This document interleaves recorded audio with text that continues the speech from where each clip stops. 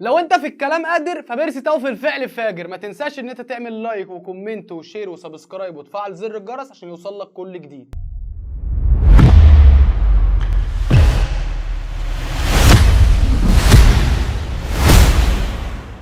خلينا نبدأ حلقتنا كالعادة وكالمعتاد بالصلاة على النبي عليه الصلاة والسلام. اللهم صل وسلم وبارك على سيدنا محمد. خليني بس كده اكلمك في اول الحلقة عن حاجة غريبة انا امبارح ما شفتهاش، فبالتالي انا ما كلمتكش عنها. حمزة المسلوسي. يا حمزة يا مسلوسي، اللي انت عملته ده، انت امبارح طلعت واعتذرت. انا ما كنتش عارف انت بتعتذر عن ايه اصلا. فلما النهارده شفت يعني امبارح لما شفت الصورة ما شفتهاش بالكادر اللي انا شفته بيه النهارده الصبح. دي حاجة تقلل منك انت كإنسان. مهما كنت انت فرحان زي ما بتقول على الانستجرام عندك ان انت كنت فرحان وده كان رد فعل منك يدل على ان انت فرحان، ودي كانت حاجة غير ارادية عندك، بس ديت حاجة تقل من كرامتك. الحاجة الوحيدة اللي ينفع ان انت تبوس رجلها وهي امك. شيكابالا امك، شيكابالا مش امك. مهما كانش، انا امبارح اتكلمت على جون شيكابالا وقلت لك ان الراجل عنده وش رجل غريب وان الكرة راحت بطريقة غريبة وعجيبة، بس دوت ما يدلش ان انا لو شفت شيكابالا ابوس رجله. حتى لو انا زملكاوي صميم، لو شفت شيكابالا مش هروح ابوس رجله. دي حاجة تقل منك كإنسان. كإنسان سيبك بقى من ان انت لاعب كورة ومن ان انت فرحان وي وي وي وي كل الكلام ده. انت قلت من نفسك جامد. احترم نفسك، احترم نفسك. وده مش معناها ان انت انسان مش محترم، لا، احترم نفسك اللي هو معناها ادي لنفسك الوقار. احترم الكيان اللي انت عايش جواه. دي كانت ردي على حمزة المسلوسي وعلى الحاجة اللي هو عملها امبارح، لان دي حاجة ما ينفعش اصلا كلاعب كورة يعملها او كأي بني ادم تاني يعملها غير مع حد، غير مع انسان واحد بس، هي امك. بس اللي من حقها ان انت تروح تبوس ايديها ورجليها. اي حد تاني غير امك لا. نروح لحلاوة وجمال ماتش الاهلي والثعلب المكار مارسيل كولر. مارسيل كولر اللي عمل النهارده حاجه غريبه قوي، وهي كل ربع ساعه في بدايه كل شوط كان اداء النادي الاهلي وحش. لو تلاحظ اول 10 دقايق بالتحديد كده في الماتش خالص كان النادي الاهلي تحسه بيلعب بالاداء كده ايه، متراخي، اللي هو عادي يعني. بعد كده سبحان الله الاهلي يتحول، ودوت كان الريتم اللي انا كنت قاعد بتكلم فيه بقى مع صحابي وكده، ان النادي الاهلي ظابط مواعيد للمباراه. يعني بكل وقت في الماتش بيلعب بطريقه، يعني مثلا انا اول 10 دقايق هلعب بريتم هادي، هبدا ازود الريتم وازود الريتم وازود الريتم لحد ما اوصل لحته معينه ديت اللي انا عايزها. النهارده لو قلت لك انا في اول الحلقه ان بيرسي تاو في الفعل فاجر، لانه هو فعلا فاجر. النهارده بيرسي تاو كان عامل ماتش من احسن الماتشات اللي لعبها. بيرسي تاو اللي يعني بيترقص كده هدافين الدوري، لعب ماتشين بس الراجل حط 4 تجوان وكان قريب جدا النهارده من انه يحط الهاتريك. بيرسي تاو كان لاعب ماتش جميل جدا النهارده. في لاعيبه كتير قوي هنتكلم عليها والاداء كمجمل هنتكلم عليه، ولكن طبعا كان في شويه اخطاء، ومن ضمن الاخطاء كانت من ضمن الاخطاء الدفاعيه اللي سببت ان انت يخش فيك جول ملهوش اي لازمه. امام عاشور، ويعني اللي وجع لنا قلبنا النهارده، ويمكن كانت النهارده صدمه اصابه امام عاشور. يعني تحس ان الواد دوت حظك وحش، خلاص انضم للمنتخب ونفسه يلعب للمنتخب، فلما يجي يلعب للمنتخب يتصاب قبل الايقاف.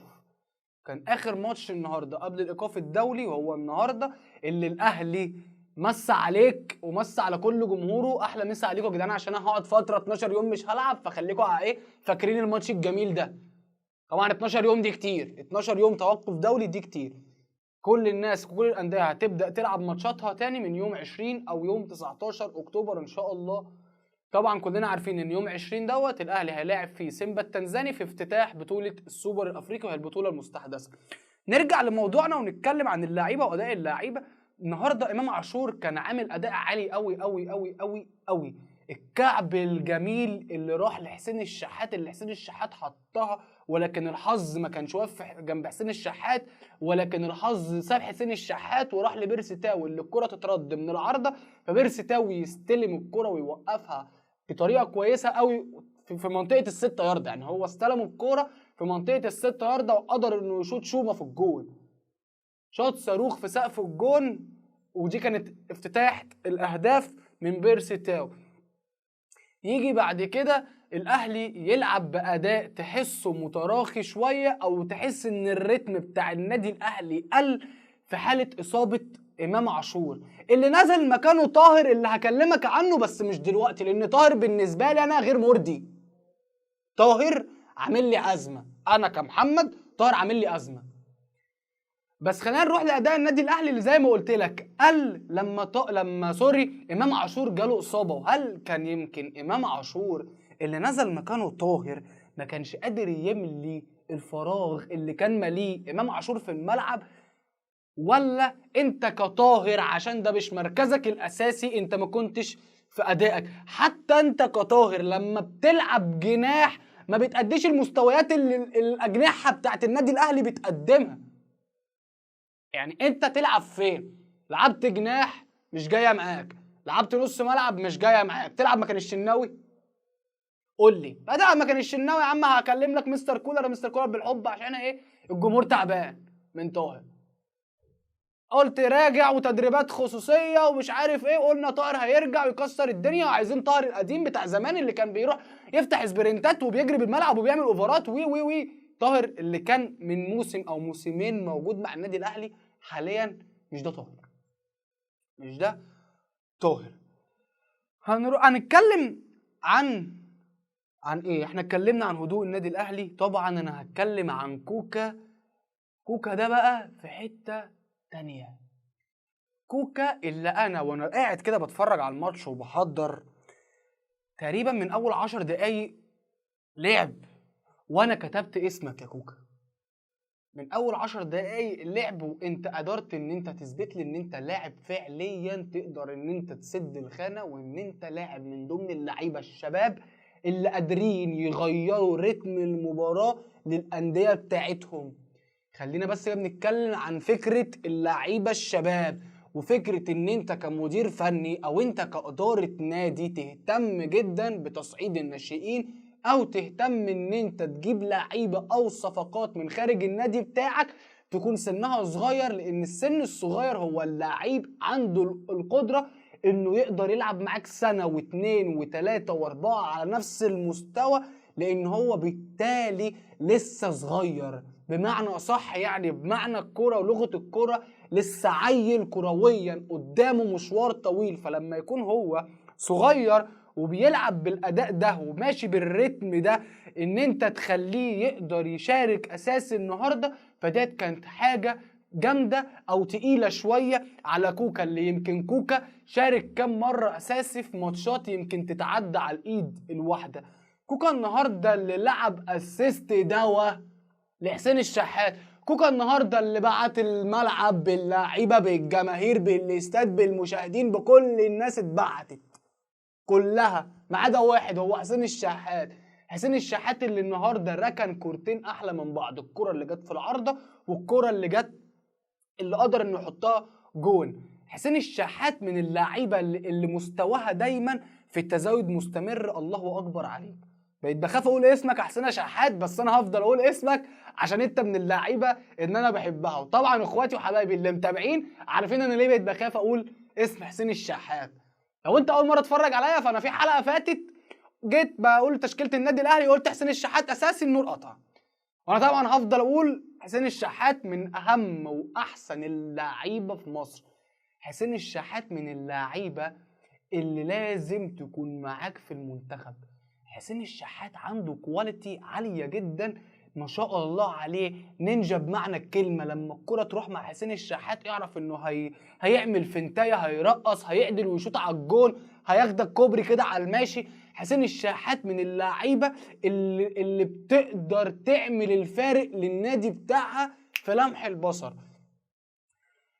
موديست موديست اللي تحس النهارده الحظ مش مساعده، حتى في الجون الثالث الحسنه الوحيده لطاهر محمد طاهر النهارده الاسيست ده. الحاجه الوحيده بقى اللي فعليا مصبراني عليك، مصبراني تقريبا، مصبره جمهور الاهلي كله عليك، جون الرجاء اللي جبت لنا منه البطوله، اللي كان السبب ان احنا نجيب البطوله. دي الحاجه الوحيده اللي يمكن مصبرانا عليك يا طاهر. تمام، نرجع بس لموضوعنا كده ونروح لموديست. موديست اللي النهارده تحس ان كان الحظ مش مساعده شويه. حتى الكوره اللي اتلعبت من طاهر اللي حطها الجون الثالث لبيرسي تاو، هكلمك انا على الجون ده لوحده لان الجون ده بيرسي تاو كان بيتحرك فيه تحرك حلو قوي.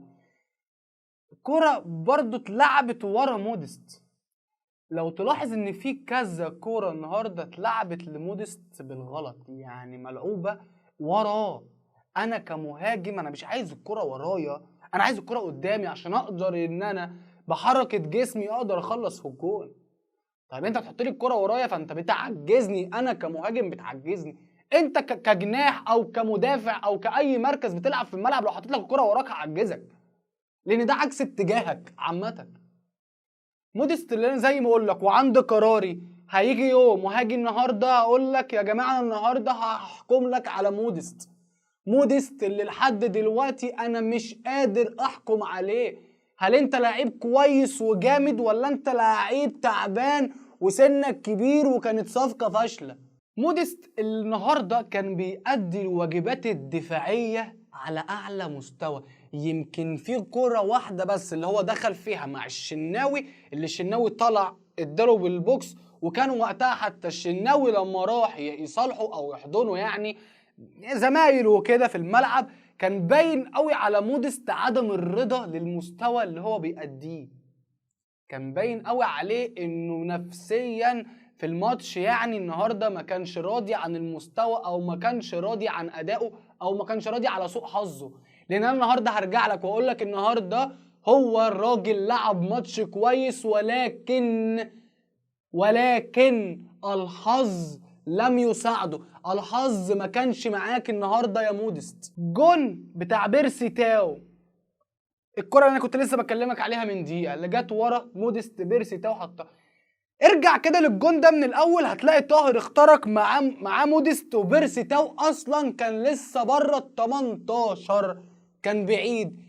بيرسي تاو اللي جاي من بره لجوه، اللي فعلا بيرسي تاو اثبت النهارده قد ايه قيمه اللعيب اللي بيعرف انه يتحرك من غير كوره.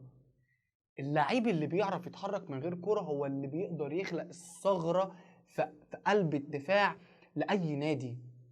بعيدا عن النادي الاسماعيلي النهارده كان عامل ماتش على اعلى مستوى تكتيكيا. الماتش سواء كان من النادي الاهلي او من النادي الاسماعيلي في التكتيك كان عالي. يمكن انا قلت لك كده امبارح، وان قلت لك ان الماتش هيبقى عالي جدا تكتيكيا. هنا يبقى بيرسي تاو اللي قدر يخترق الدفاع من بره لجوه، وقدر انه يعمل لنفسه مساحه كبيره حواليه لدرجه انه قدر يركن الكوره بركنه بيلن. الراجل كان بيركن بيلن. بمناسبه البيلن، بيرسي تاو اللي ليه ضربه جزاء مؤكده ما اتحسبتش، انا مش عارف هي ليه ما اتحسبتش. يعني رغم ان بيرسي تاو لم المدافع، فالمدافع سوري قام جاي عامل له كده. انت دلوقتي لما وقفتني عطلتني، انت كمدافع ما لعبتش على الكوره يا عم الحكم. الراجل ما لعبش على الكوره. الراجل لو كان لعب على الكوره وحصل يعني تلامس بين الاتنين لعيبه هقول لك ان دي ماشي ممكن تعديها، انما الراجل ما لعبش على الكوره اصلا، ما لمس الكوره لكن هو بيرسي تاو فسحه، قام جاي واقف له قال له مش هتعدي. الراجل ما لعبش على الكوره. الراجل لو كان فعلا ساب بيرسي تاو وعدى كان بيرسي تاو حط الهاتريك النهارده. يعني لو كان ادى الفرصه لبيرسي تاو ما كانش وقف له حط له جسمه كده، كانت الكره دي هتخش جون. الكره دي بيلن برضو فيها شك، بتاعت علي معلول دي فيها شك، ويمكن ممكن تكون مثلا اتحسب التلاحم او الحكم مثلا قال واحده قصاد واحده. ولو احنا هنمشيها في الحكام واحده هنا وواحده هنا الدوري هيبوظ وهتبقى كل الكور واحده قصاد واحده، وهنفضل احنا بقى نلطش في بعض في الملعب. نتكلم شويه بقى عن اخطاء النادي الاهلي الدفاعيه، من ضمنها الغلطه اللي جه منها الجون، ودي هكلمك عليها في الاخر لان الغلطه دي مضايقاني شخصيا. النهارده بقى الغلطه بتاعت علي معلول اللي تألق فيها محمد الشناوي. محمد الشناوي اللي النهارده فعلا لعب ماتش جامد جدا. محمد الشناوي اللي النهارده قدر يثبت قد ايه هو بيعافر على الحفاظ على الكلين شيت اللي زمايله بوظوها له في اخر الماتش، هنتكلم عنها في الاخر. ولكن غلطة علي معلول اللي لعب الكرة القصيرة فجاء المهاجم بتاع الاسماعيلي راح ويشوط ودخل لوحده وشاط على الشناوي، لكن الشناوي هنا كان ظهر قد ايه هو يقدر يحمي عرين النادي الاهلي. الشناوي النهارده كان متألق جدا. نروح للجون اللي ياسر ابراهيم وعبد المنعم قال له هتاخد انت الكوره ولا خدها انا؟ قال له لا يا عم خدها انت. قال له طب والله ما اخدها. ده اللي حصل، ده اللي انا شفته بعيني. قال له يا عم خد الكوره، قال له لا خدها انت. قال له مش عايزها. قام جاي المهاجم رايح هوبا هوبا تريك، حط النادي الاهلي دخل فيه جون. قدر الاسماعيلي انه يخطف جون ويهز شباك الشناوي اللي الراجل بقاله يعني ماتش من بدايه الموسم، ماتش المصري، ماتشين في افريقيا حلو كده، وماتش الانبي، وماتش النهارده. الراجل 4 مباريات يقدر انه يطلع كلين شيت. فتيجي انت النهارده باسترخاء دفاعي غريب وعجيب. هل انتوا كمدافعين فكرتوا خلاص الماتش خلص واحنا كده كده 3-0 والكرة هتطلع دلوقتي واللعيبه التانيه دي خلاص ما عندهمش نفس يحطوا جوان؟ لا، اللعيبه التانيه دي قدرت تحط جون، وبعدها على طول عمل عليك هجمتين خطيره. يعني كان الاسماعيلي ممكن اصلا لو انت تراخيت في دفاعاتك كان ممكن يرجع عادي جدا. زي ما انت قدرت ان انت تحط 3 جوان، يقدر اي فرقه تانيه يحط فيك 3 جوان لو انت تراخيت دفاعيا. الكلام لياسر وعبد المنعم، لعبتوا ماتش عالي جدا النهارده في المستوى الدفاعي، كان ماتش جامد. يعني انا كنت قاعد كده مش سلطن طول الماتش، بس الغلطه اللي بتاعت الاخر الماتش دي ملهاش لازمه خالص يا رجاله، ملهاش لازمه خالص. وبكده نبقى خلصنا حلقه النهارده. وما تنساش ان انت تعمل لايك وكومنت وشير وتعمل اشتراك في القناه وتفعل زر الجرس عشان يوصلك كل جديد.